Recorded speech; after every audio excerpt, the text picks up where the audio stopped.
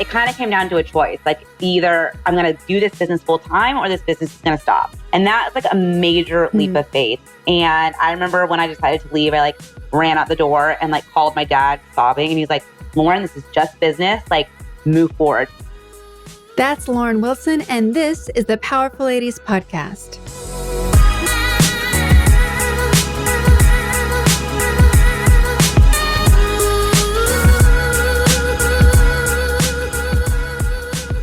Hey guys, I'm your host, Cara Duffy, and this is the Powerful Ladies Podcast, where I invite my favorite humans, the awesome, the up to something, and the extraordinary to come and share their story. I hope that you'll be left entertained, inspired, and moved to take action towards living your most powerful life. Lauren Wilson is the founder of Dora Maar, a luxury fashion e-commerce platform that's taking over the consignment and resale market, focusing on storytelling, featuring muses and their closets, and giving you the full experience you'd expect from a luxury fashion retailer. Dora Maar is changing how we buy and the stories behind what we wear. In this episode, Lauren discusses how the fashion industry is changing, what it means to be a startup in New York in 2020, and how this year has changed how she views herself, her business, and the impact she can make. All that and so much more coming up, but first, if you're interested in discovering what possibilities and businesses are available for you to create and to live your most fulfilling life, please visit thepowerfulladies.com/coaching and sign up for a free coaching consultation with me. There is no reason to wait another day to not be living your best life when you instead could be running at full speed towards your wildest dreams today.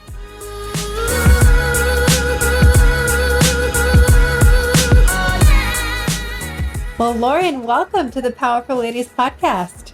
Thank you. I'm excited to be here. I am too. It's always fun when people go from coaching client to podcast guest because I know so much more about you and your business than other guests. Yeah. So I get to put myself in the seat of like, okay, pretend I don't know anything so we can tell the audience. It's all a mystery today. It's all a mystery. So let's begin. Please share with everyone who you are and about your business. Yeah. So my name is Lauren Wilson, as Cara mentioned.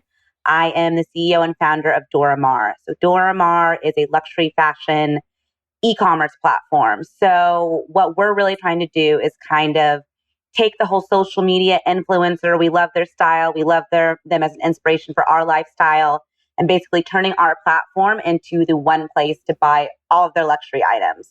So we're all about that storytelling aspect. We're all about fun clothes and learning about the story behind the clothes. So we're based in New York City. We've been around for a little over a year. Challenging year to be a small business, but we're trudging through and we're excited. Yes. And how did you come up with the idea of luxury resale or consignment? And why is that important to you? Yeah, I had worked in fashion for a long time. I've been in New York for 8 years. Even I came here right after I graduated from USC and always worked in luxury fashion.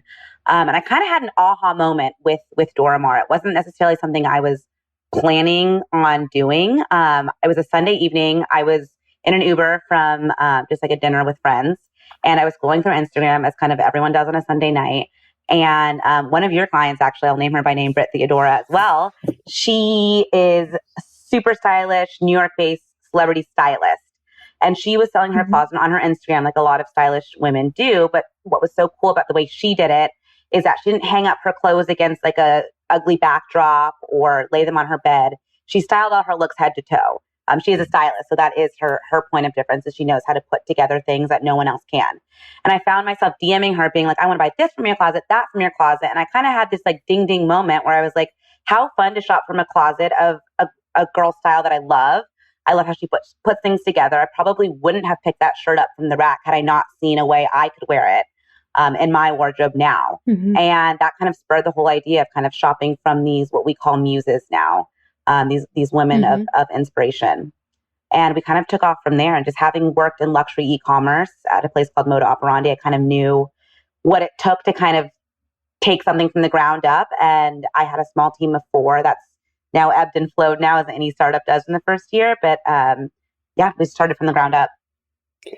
And when people think about fashion and luxury fashion, there's a lot of stereotypes around it. Mm-hmm. What are some of the stereotypes that you're trying to break with Dora Maar? Yeah, I think accessibility with luxury is, I mean, luxury does want to be exclusive. That's the whole point of it, right? Like you buy into the brand because it's cool, because not everyone can have it. It's a special, unique item. And I think that you don't want to lose that about luxury, of course. But someone like myself, I would love to shop Chanel every season new.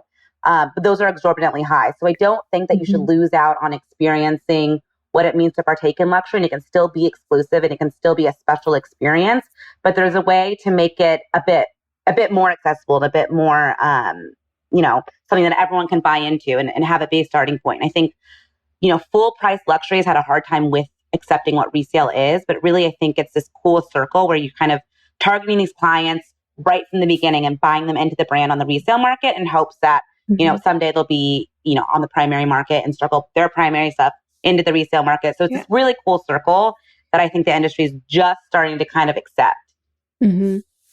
Well, and what I think is so great about your business, and we've talked about it quite a bit, is that not only do you give accessibility to people who would love to have Chanel, and now they can at a resale price, but you also allow people who both buy brand new and care about sustainability or minimalism to have an option where they don't need to feel guilty about every purchase, because buying through you, they check so many boxes of this looks great. It's still luxury. It's still a premium experience. And now they're getting to, feel like they're supporting whatever they care about in regards to the environment and sustainability at the same time. And it's a really unique place to come from, because it's not about sustainability when the item was necessarily made, but how do we keep it going for as long as possible, especially luxury? There's so much hard work that goes into every piece. Yeah. How do you keep the life cycle of that product going for a long time? Yeah. And I think one of the things I remember, this was right when I had the idea for the company. My team and I went to a Harvard Business School conference, and they had like a whole luxury goods kind of program as part of their MBA. And so they sponsored a conference, and their keynote speaker was the chairman of Kering America, the CEO of Kering America, excuse me. And someone asked, and Kering is, they own Gucci, they own Alexander McQueen, Stella McCartney. They've got a great portfolio of luxury brands.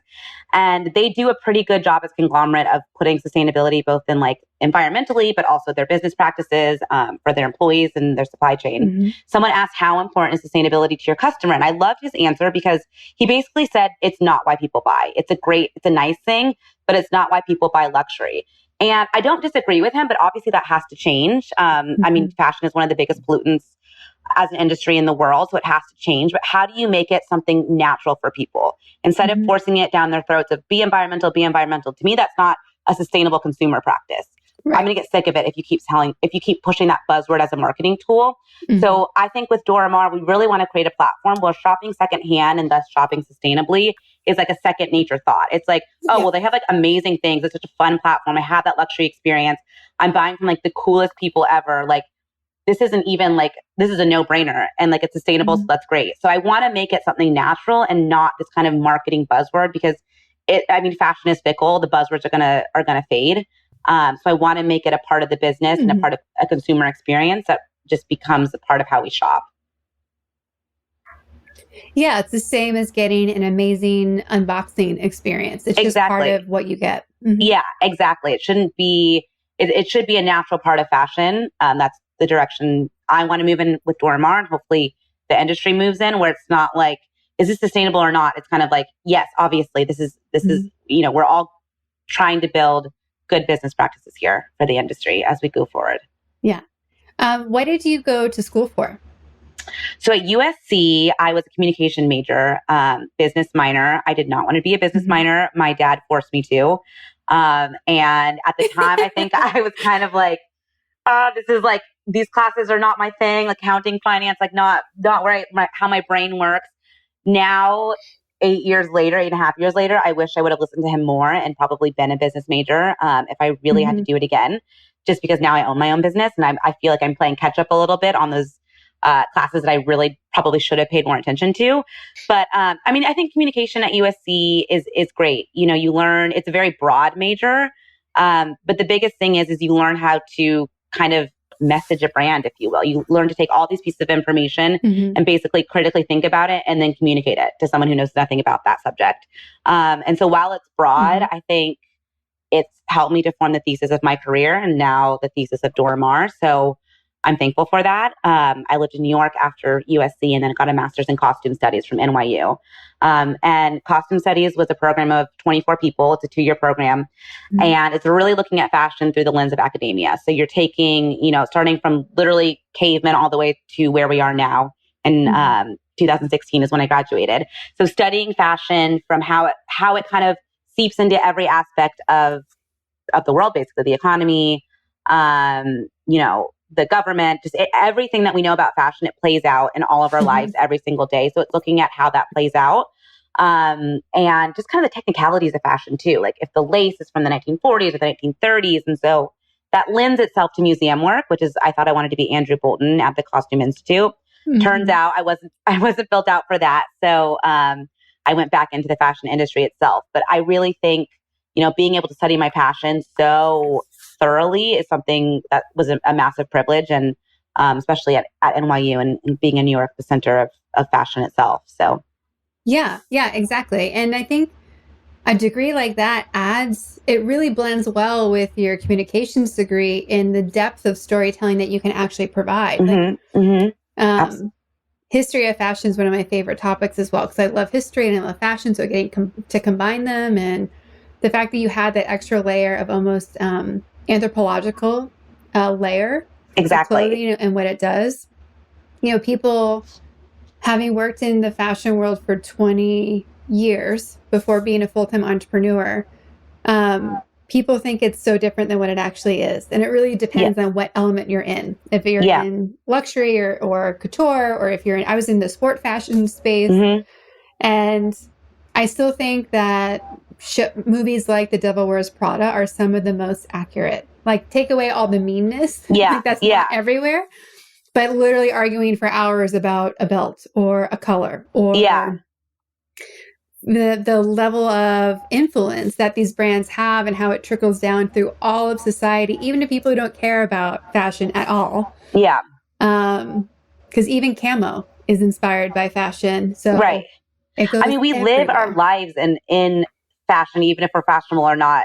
Your whatever you're wearing does say something about you, whether you want it to or not. And I think there's a lot of interesting intersections in that. And I've always just been personally passionate about it. And I think right now where I'm at with Dora Maar, it's never been more evident how important that costume studies degree has been, not even just from, using a lot of my network from that time, but also understanding that storytelling aspect, understanding the psychological drive of fashion and of clothing and what people want to know. And, I think I was talking to someone about provenance and fine art. And that's like when you buy a piece of art, provenance is like the biggest thing to think about, right? You're like, where did it come from? What hands did it exchange? And that adds up to its value and its story. And I think that's something in fashion that we've sort of missed a little bit once it walks the runway and is in the store.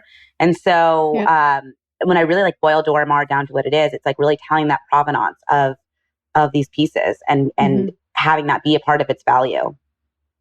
It feels, especially with the muses that you work with, these women have their own businesses, their own brands, and they have their own identity and storytelling. So to be able to layer that on, it's like the fashion example of like baseball cards almost. Like, whose piece do you want? Whose card do you want? Yeah, that's a great comparison, actually. Yeah, I think like these women, our muses, have amazing, awesome, fun stories already that people love to listen to. So to be able to buy right into their wardrobe is something really fun, and you're able to continue on the story, and then who knows what it'll continue on to next, but hopefully it'll go through Dora Maar. So yeah, exactly. I love it.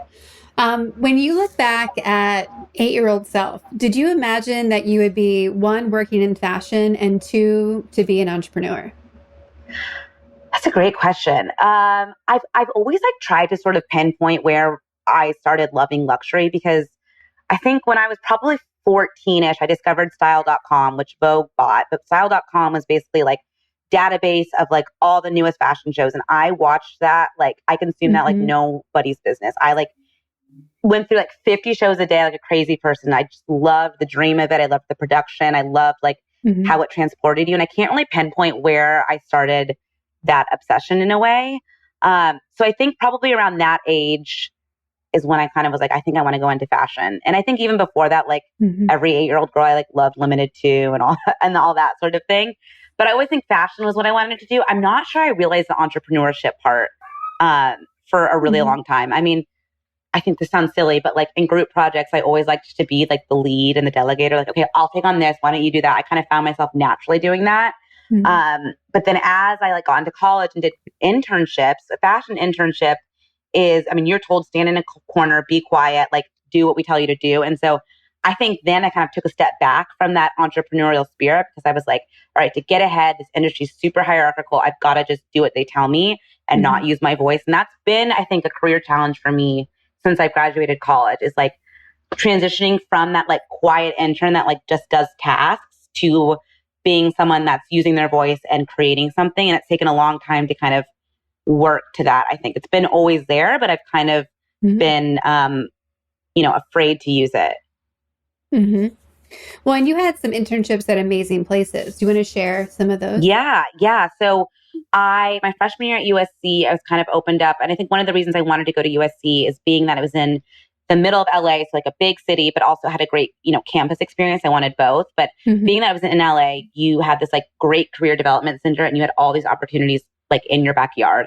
And so I remember like the first time that I went onto like the USC career site with all the internships, and I was like blown away by the names I could work at. It was like Armani, Jimmy Choo. And I was like, are these for real? And, a lot of college students wait till their junior or senior year to really take those internships on. But I kind of was like, I can't sit here and see Jimmy Choo and Armani listed as a possible internship and not give it a try. So spring semester, freshman year, I applied for a PR internship at Jimmy Choo. Went in for the interview. I was like blown away. I remember like sitting in my boss's, I got the internship, but at the interview, my boss's assistant came into her office in the middle and was like, should we pull these shoes for Rihanna or these? And I was like, oh my gosh, what is this world? Like, this is everything I've wanted and more. I got the internship and I was so green. Like, I think you go into these internships and you're all dreamy eyed, but like it is a business and it is an industry. And there is kind of like no training program for fashion internships. You kind of just have to like get in there and like be a sponge and listen. But I remember, my boss being like, can you messenger these shoes to Charlize Theron? And I was like, yeah, sure. And like 2 days would pass. She'd be like, did you messenger them? I was like, oh, sorry. Did you want that now? I didn't realize. I mean, I made so many mistakes, but I learned so much. I'm really thankful I started so early because I learned how it worked and how to get ahead and what's expected of you. It's a fast moving industry. Like I said, there's no playbook, there's no rules. You just have to kind of think on your toes. So after that, I went to Armani, their celebrity PR office in LA. And then I was at Elle magazine in New York City. And that's when I fell in love with New York. And I was like, I have to come back here after graduation. And so I did. Like June, a month after graduation, I was like, Mom, Dad, I'm moving. They're like, what are you going to do? I'm like, just give me 3 months to figure it out. And I did. So it's so like, to me, the working in fashion, there's so many job opportunities, right? It's not just be a designer or be in PR or be an editor. Like there's so many things you can do and work in that space. How did you find your niche along the way? Yeah, I think it's really funny. Like people that, don't work in fashion or don't know fashion, when you say you work in fashion, they're like, oh, what do you design? Like that obviously is the most like asked question. I'm like, oh my God, I'm not, honestly, I'm creative, but I'm not creative. Like I'm so not artistic in that way. I could never be a designer. What they do is incredible.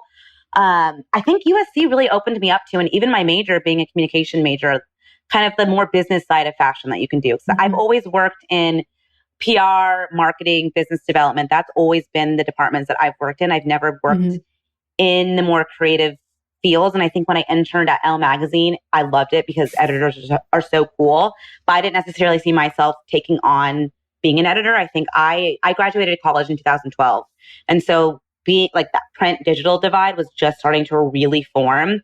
And I think, I wasn't sure if I wanted to be a part of that, head on. I liked working for the brands themselves and developing that identity.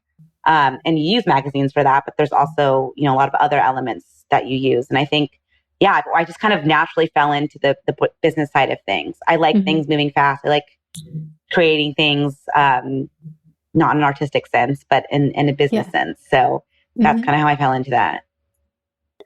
When you think of the words powerful and ladies, what do they mean to you as individual words, and what do they mean when they're combined? Ooh, that is a good question. I think powerful to me, it doesn't mean, it means obviously like a go-getter and getting out there and doing what you want to do. But I don't think it means in the absence or fear or anxiety or hesitation. I think it's with all of those things and going full force still. And I think that's something when I think of powerful and kind of even creating my business and what I've, you do have to be powerful as a CEO, right? You have to lead a company, build something, and be fearless about it, I think. And there's a real power in that. And when I think of ladies on its own,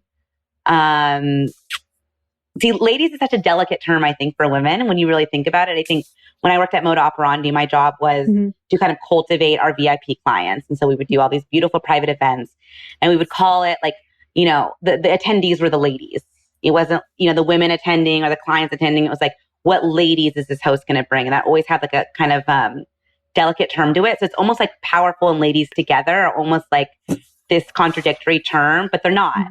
Because women are powerful. Ladies are powerful. Just changing that word doesn't mean that they're not powerful anymore. So it's funny to put those two together. I actually never thought about that, about putting those two kind of contradictory words together. I love it though. I love it though. I don't think that there should be one definition of what a lady is. We should use our ladiness to be powerful. Yep. Speaking of being powerful, how have you had to be more powerful than you ever have before going through this crazy year that is 2020? Yeah. I think there's a lot of layers to that, at least for me personally. Being a small business, I think you have to be powerful to still be standing right now. I think, it's very, very difficult to be a small business, and any small business, whether you're doing great or not so great, wherever you are, like you have to be powerful right now. Just to keep your own morale up, let alone your team or the business's morale. And I think off of that, I am biracial. My dad's Black and my mom's white. And obviously everything going on with the social justice movements has really, allowed me to step into the full power of my voice and by proxy, Dora Maar's voice. And so I think powerful is probably like maybe my number one adjective right now as a person and as a business, really finding power in that voice and not being scared of it. How has your approach changed, especially with what's happening from Black Lives Matter and giving everyone more of a voice than they've ever had before in the Black community? Yeah, I think when I started Dora Maar for a long time, I think I was trying to create it in the image of businesses that already existed. Like I was trying, and Kara, we talk about this all the time, how I'm like scared to do like certain aspects, like a certain email or a certain social media post, because I don't think it's going to be quote unquote luxury enough. That's like a big hiccup of mine. So I'm trying so hard to like emulate things that have been done. And I kind of realized, this past summer, I think COVID obviously laid the groundwork, and then BLM kind of like pushed me over the edge to understand that I'm in this really unique position as a small business, as a resale business, as a Black founder, to use my platform and my voice in a way that no other business has the power to do so. And so I think, I think it's doing things. It's just a gut feeling, to be honest. At this point, I think one of the things that is really important for me, and I've kind of noticed with businesses now, is like we're leaning into just who we are as people instead of this facade of a fashion house or fashion retailer. It's who are the people behind that. We're all like starving for like human connection here. And I think you see fashion brands like having these Zooms, having like Zoom photo shoots, and they're not perfect anymore. It's like just peeling back that layer of phoniness almost, of like marketing garbage and just showing the people behind the brand and the voice behind the brand. And, for Dora Maar and for me, it's been really about talking about what it means to be a woman of color in this industry and how we can change that, and like having the kind of ugly conversations. It's not something I want to shy away from with the brand, even though we are a very pretty brand. When you look on the site, it's beautifully executed. It's very stylized. It's very, very editorialized. And that's very much part of who we are. But there's also, another part. Resale is already a disruptor, and there's many other ways to be a disruptor in the fashion industry. And I think that's something important to me. So we're going for it.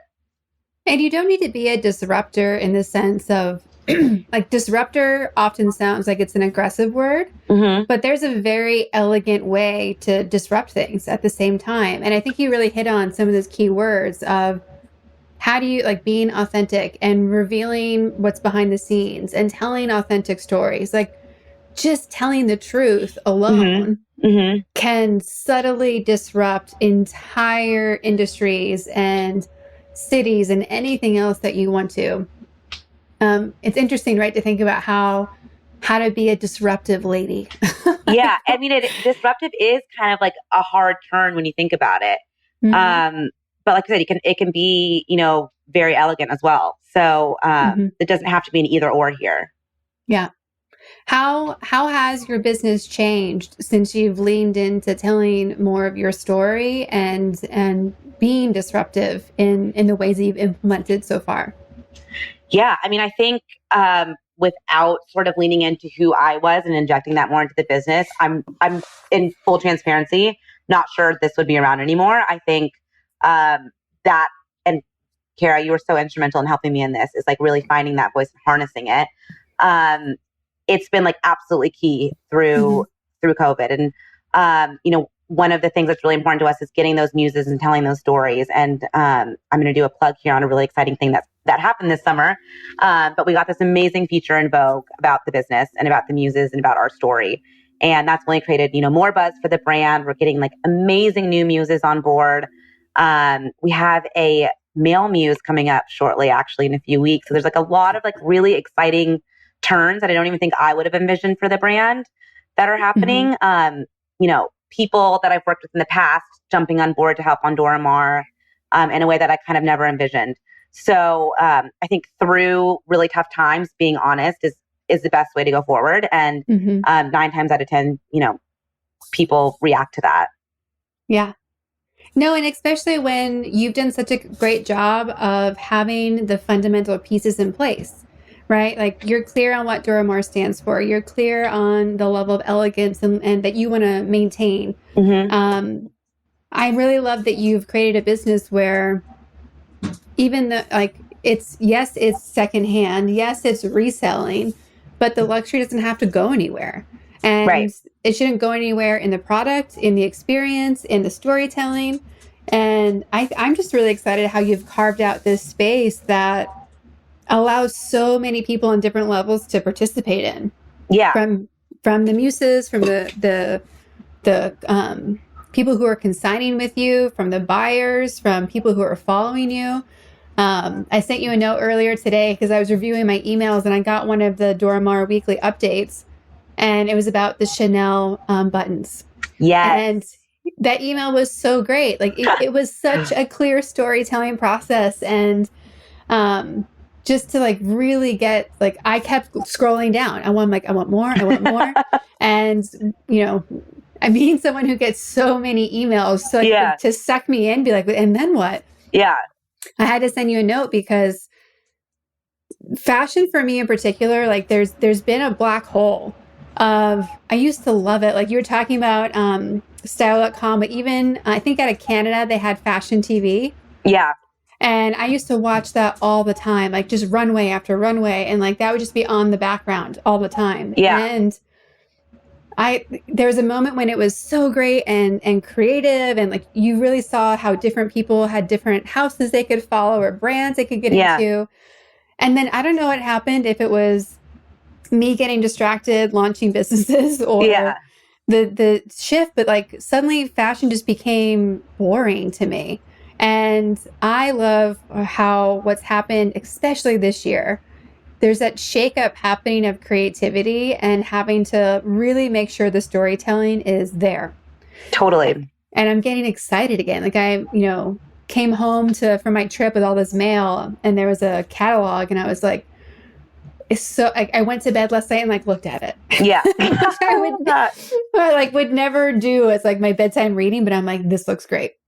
Yeah. It got overwhelming. Fashion got really overwhelming to consume because there was so much of it. And some of that I chalk up to fast fashion in a way. I think that luxury, you had your Zara's and your H&M, pumping out new collections or product lines in a matter of like 3 weeks. Yeah. And luxury tried to keep up with that. And with that, you just had like this mass production and overconsumption. And people got like tired of it. We overconsumed, which is why you have this boom in resale, I think. And we overconsumed in product. We overconsumed in content too. And then you kind of just started not participating, to be honest. You were like a passive participant. And that's how I got too. And sometimes I chalk it up just working in the industry, but part of me is like, even as a consumer, because we're still consumers, even if you work in the industry, it became like you took everything for granted. It was like another show, another like cool video. I mean, it became like not so novel and cool. It just became really commodified. Yeah. So, and so much of it became the same. Yeah. There was a moment when like everything kind of collapsed into a similar look. And I'm like, this is the opposite of what we need. Yeah. And I think now you're seeing like, even with fashion weeks right now, there's, a lot of designers are pulling out of like the main fashion weeks. They're going to like launch their collections, whether it be like virtually or like just to a small grouping of buyers. And, you had designers producing like 10 collections a year. And I think Gucci pulled back to like 2 shows a year, like it's men and women combined. And like, it's very streamlined and very conscious. So I think you're going to see like a lot of that. And I think that's another reason why resale is so important. Is it's very conscious. It's very pointed. Yeah.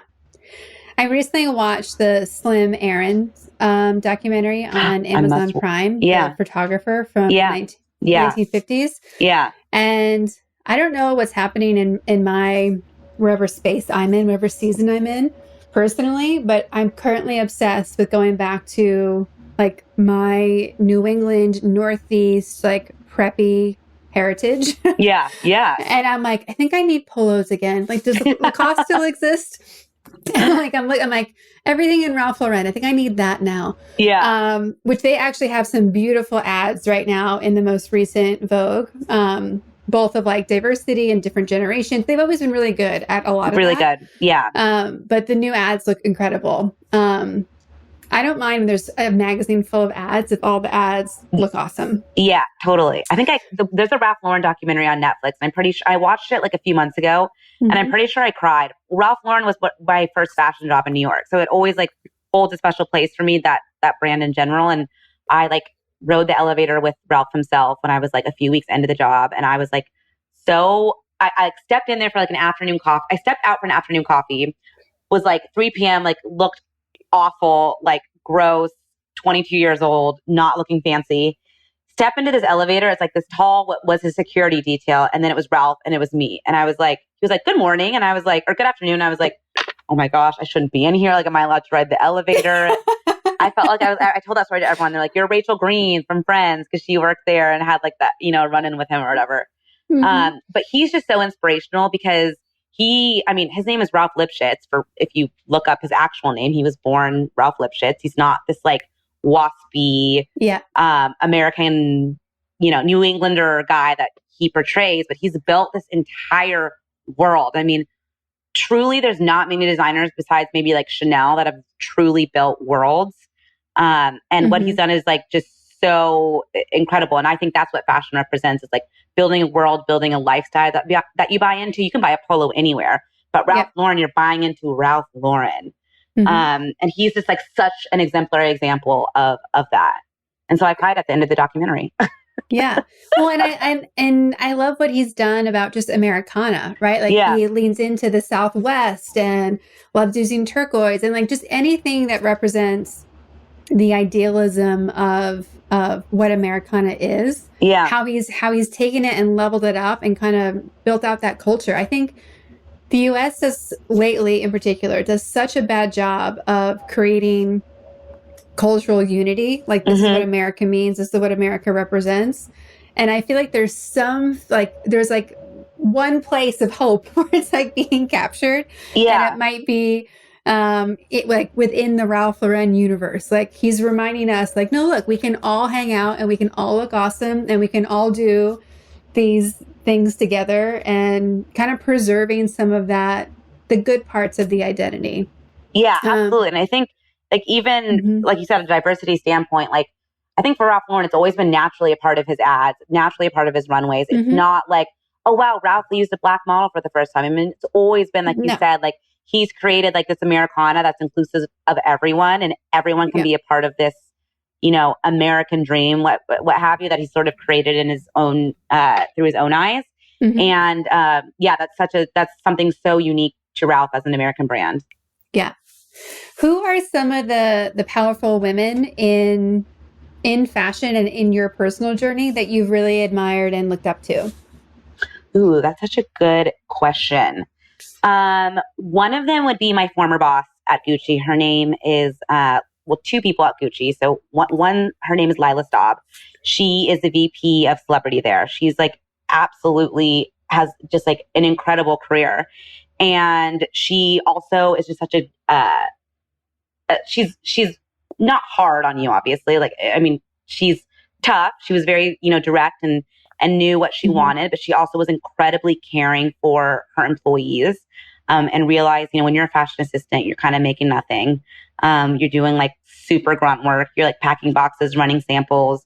I mean, it's not glamorous, but I remember after this one big event, she came into me and my colleague's office. We like kind of shared a little office, and she was like, you guys, that was out of control. Amazing. Like, go pick out something from the store. We'll put it on our budget. Like little things like that. Or like when I was on vacation with my family, I was on the same island at the same time as she was with her husband, and ran into her multiple times. And she ended up sending me this like beautiful towel at my hotel room. Like she arranged it like I was one of the celebrities at the hotel. And she really goes above and beyond. And I think she cares about people that work for her. And I think I want to be that sort of mentor to, you know, as I grow my team that really deeply cares for her employees. And we're still, I left Gucci in 2014 and we're still in contact today. So she's a really big driving force for me.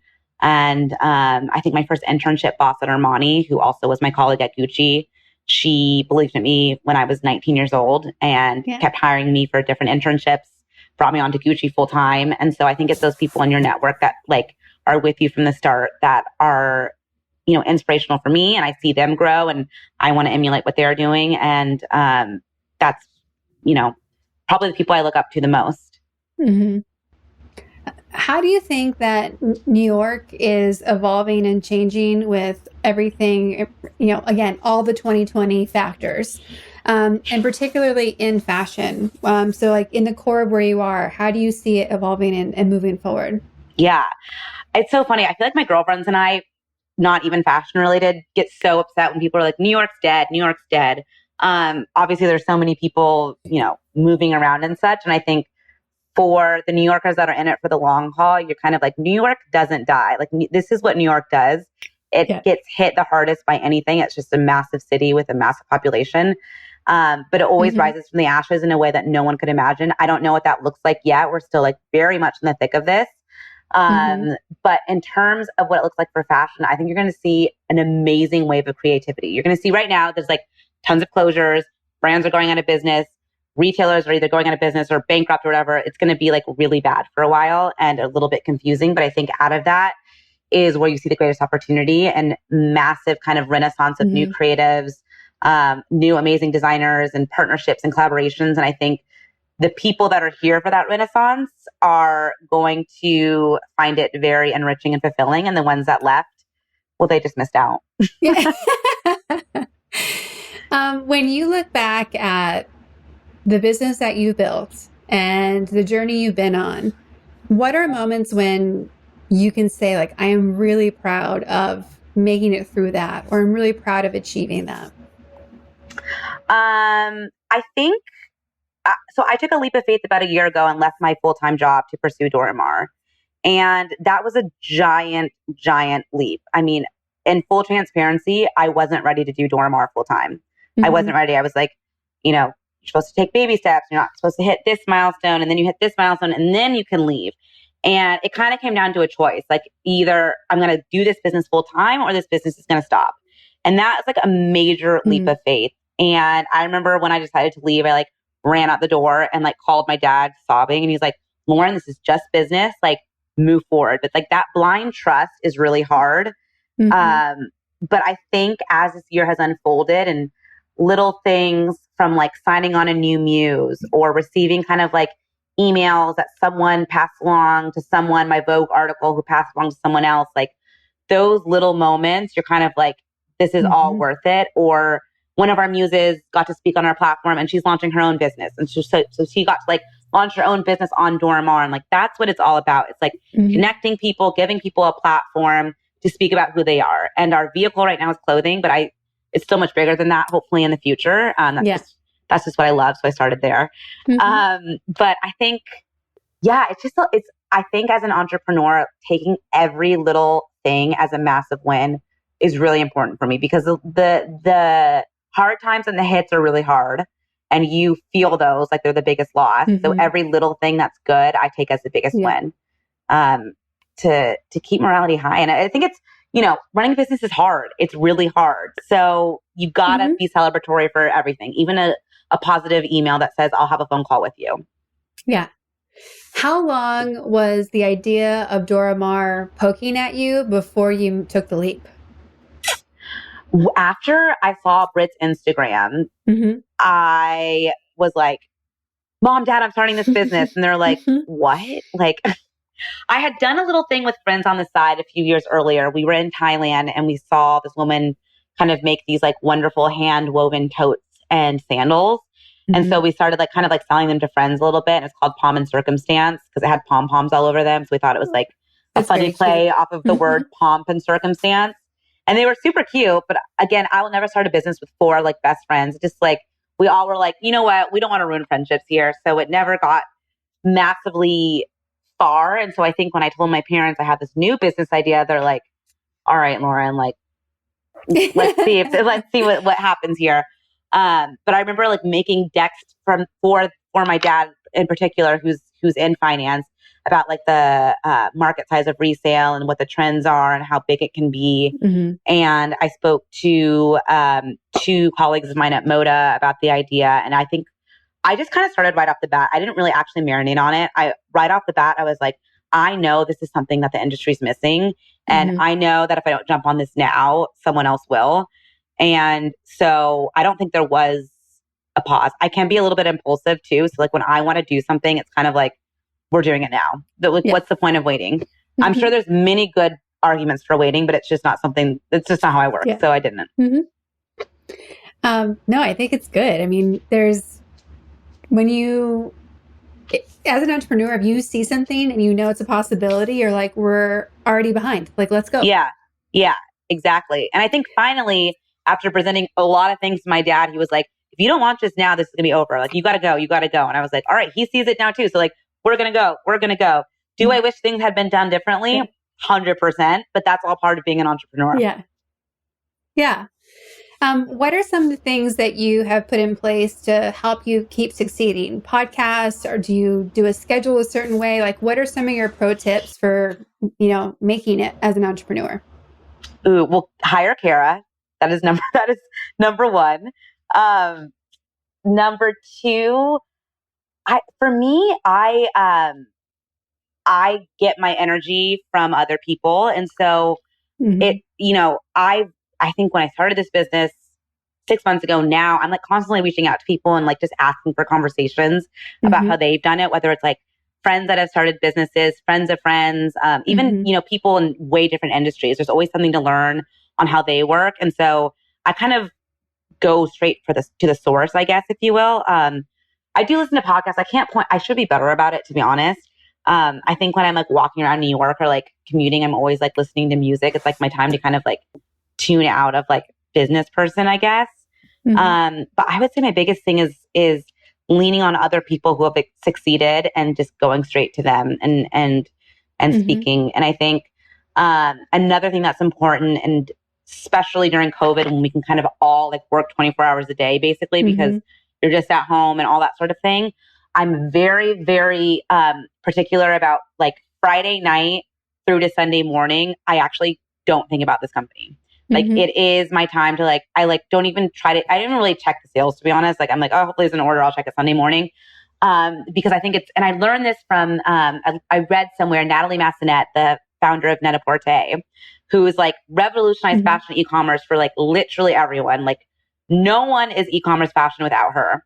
And she said that even from the beginning, she never worked on the weekends. And I can never say never. I'm currently in my studio right now doing some work. So, but I think there's something to be said about taking that time off. I don't like, you're not a martyr for working straight through because then you're not working efficiently. So taking that time off to like cool off is super important. And then you come fresh with new ideas that you probably wouldn't have even thought of if you were, you know, sitting, grinding it out. So, just taking a day of self-care, 100% something I do. Yeah. When you look at what's next and where you're going, what are you most excited about? Ooh, I think what I'm most excited about is, you know, with Dora Maar, so it's for the business, but for myself as well, is bringing on these like amazing muses, whether male, female, what have you. They have such cool stories, and I'm creating this like fantastic network that of incredible people to share with not only my platform, but for me to learn from. So I think like in a big city like New York or, you know, cities all over the country, it makes that community feel smaller and more accessible and less scary to kind of build that network and that community. So I'm excited to sort of build on that and share it with Dora Maar, but also, like I said, learn myself as well. Especially the Renaissance people here staying in New York. Yeah. Because you guys are the tough guys. Yeah, exactly. I also know that you've been doing a lot of like customer deep diving, and the whole month of September in the community, we're focusing on dream customers. How has like aligning with your customer helped you to see your business in a different way? Yeah. I mean, I think when you're like running a business, you're so in your own head. Like you barely, like you kind of take time to think about what the customer would want to see, but like not really, you know, like you're trying to just like get things going, like trudge through things, and you don't think about like their actual experience. And so, yeah, I mean, I think, you know, Kara, we had this discussion of like just picking up the phone and calling your customers. It's great to talk to them just as people and as, you know, just getting to know them as people. I think that's something that I forgot that at Moda that we did. I was on the business development client experience team. So our whole job was getting to know our customers and understanding those needs. And I think when I launched my own business, I forgot about that part of it. And you know, for them, it's a chance to like connect with an actual person from the business. Like, yes, we show these great muses and all that sort of thing, but like, it really means something else. And, you know, you're just having a one-on-one personal conversation with them. And things you miss, like I was almost going to buy that, but I didn't know if it was going to fit. And like the return window was like too short or whatever. Or, you know, in talking to these customers, they're like, wait, actually I have all this stuff to consign with you. Like, would you want this? Would you want that? Like, I was actually going to talk to my daughter, or I wish I would have known you earlier. I just moved outside of New York City. It's just, you're creating these kind of like personal connections with these people. And now they feel kind of like friends in a way, virtual friends right now. But I think, you know, we're creating this community of muses, but we're also creating this community of people that of clients and customers that engage with the brand as well. How important for you has it been to have a group of women or girlfriends that have been on your career and now your entrepreneurial journey, whether they were with you in business or if they've just been friends along the way? Like my everything, by absolutely everything. I went to an all-girls school, so that community of like girls and now women has been sort of the stronghold of my life, I guess. They, you know, they're doing amazing things with their career and their life. And without them, I think I don't have the words that really describe the impact that they've had for me. I think I tell a lot of my friends, like, you guys are my soulmates. Like you, like my group of girlfriends. I have an amazing group of high school girlfriends. And I have an amazing group of college girlfriends, and they all actually kind of interconnect as well. And, yeah, they are like soulmates for life. Life partners, all like 20 of them or whatever it is. But very important, very important. I think like we lean on each other in the worst of times and the best of times. I think that's what they're there for. So I feel really, really lucky. Mm-hmm. What do you put in place as you're building your business and you've got everything going on? How do you maintain those relationships as well? So my past roommate, I've lived alone now for a year. My past roommate, that was one of my best college girlfriends, she's like, I've never heard someone talk on the phone as much as Lauren does. I think whether I'm like walking around, doing the dishes, like unpacking from a trip, I'm literally always on the phone. First of all, I hate texting. For some reason, the typos, I just hate it. So I always pick up the phone and call my girlfriends. Because I'm an extrovert too. Like I like having people around. I like knowing what's going on. I don't want to miss a beat with my friends. I don't want to call up and be like, God, I didn't even know you got that promotion. So yeah, I'm constantly on the phone with them. Sometimes I'm exhausted and I'm like, I got to maybe like take a break. But then I'm like, oh, God, I love talking so much with them. So yeah, massive phone caller to stay in touch. And my parents live in Arizona and a lot of my girlfriends live in California, just being that I went to USC. So, I do go back there and like, I'll make time to see everyone. And there's been like a lot of weddings or babies. And so that's been really fun too, to stay in touch and like celebrate everyone's moments. Mm-hmm. Yeah. We ask everyone on the podcast where they put themselves on the powerful lady scale, 0 being average everyday human and 10 being the most powerful lady possible. Where would you rank yourself today and where would you rank yourself on average? Oh my gosh. Today I'm feeling really good. I would say we have like a lot of exciting stuff coming up this week and things that we've never done before. And I'm shaking myself kind of being like, wow, this is all happening. This is all happening. So I'm going to go really powerful today. So I'm going to go like, is that bad to go 9-10 for today? Cause I'm going to go there, I think. I love it. I think there are absolutely 100% days when I'm like a negative. I would say like, I'll wake up and I'll be like, this didn't work out. This didn't work out. I'm giving up. I'm totally giving up. I have those days all the time. And I'm not embarrassed to say that because without having those days, I wouldn't have these 10 days. And so, yeah, I think that figure like moves constantly. And today just caught me on like a 10-day. But yeah, it's okay to be a negative number sometimes. And it's okay to be a 10 sometimes. And it's okay to be a 5. Mm-hmm. For sure. And, as you know, part of my coaching practice is asking about the wins. That's my first question. Since we last talked, what were your wins? And I remember we had a week where you said, this has been the worst week since, we had been having sessions. And so we started with the wins and we got to like 18. Yeah, I remember that. You thought it was a bad week. So to me, that's always a great exercise to remind everyone that even when it feels like this is the worst week we're having as an entrepreneur, the truth is when we look, there's so many things that are still moving us forward. Totally. And I think I was mentioning that earlier. Like I really try to count every win as like a big win, but sometimes like there are days when you just like literally can't get there. Yeah. You're just like the bad overrides the good right now. And like, that's just how it is today. And like, I'm going to go to sleep and hope for the best tomorrow. Yeah, for sure. So for everyone that's listening and they have ideas for, businesses in the fashion space, or they're an entrepreneur in New York who isn't sure if now is the right time, what advice would you give to everyone who's thinking about taking the leap? 2 pieces of advice. I think you should just go for it. You absolutely should go for it and not hesitate. But with that said, I think the number one thing beyond just, blindly trusting myself is I've worked really, really hard to build a network. I would not be anywhere without building this network in New York City through, going to NYU, but also like all of the different, career moves that I've made in the city. Like without that network, I would be nowhere. I mean, when I first was consigning, it was like a year ago, like getting those first consigners in, it was just like people I knew from my network. It wasn't like I blindly emailed people and they were like, yeah, this sounds amazing. It's like people that And so like, I can't even, again, with the girlfriends, I can't articulate how important that like building that network and it is. And that does take time, but it's so crucial. So like by the time you've got that like idea, you can go for it because you've got such a strong group of people that surround you. Because you can't do this stuff alone. Like absolutely no way. And you shouldn't because you're not an expert at everything. So you shouldn't do it alone anyways. No true words, right? Yes. I don't want to be an expert at everything. It's too much.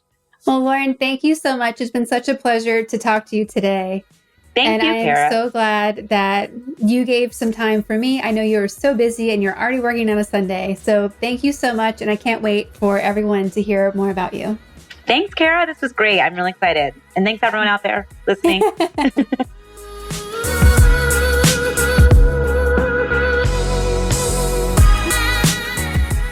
Every business has been changed as a result of 2020.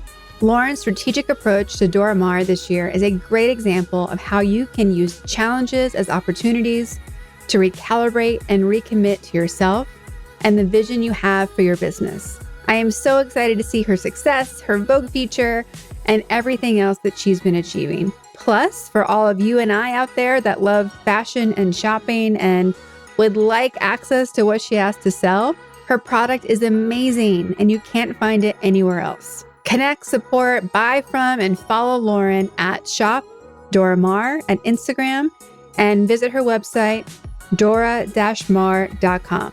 And that's DOR-MAAR.com. For more information about Lauren, this episode, and more ways to connect with her, go to thepowerfulladies.com/podcast. Thank you so much for listening. I hope you've enjoyed this episode of the Powerful Ladies podcast. There are so many ways you can get involved and get supported with fellow powerful ladies. First, subscribe to this podcast anywhere you listen to podcasts. Give us a 5-star rating and leave a review on Apple Podcasts. Follow us on Instagram at Powerful Ladies. Join the Powerful Ladies Thrive Collective. This is the place where powerful ladies connect, level up, and learn how to thrive in business and life. Be sure to subscribe to our YouTube page, and of course, visit our website, thepowerfulladies.com. I'd like to thank our producer, composer, and audio engineer, Jordan Duffy. Without her, this wouldn't be possible. You can follow her on Instagram at Jordan K. Duffy. We'll be back next week with a brand new episode. Until then, I hope you're taking on being powerful in your life. Go be awesome and up to something you love.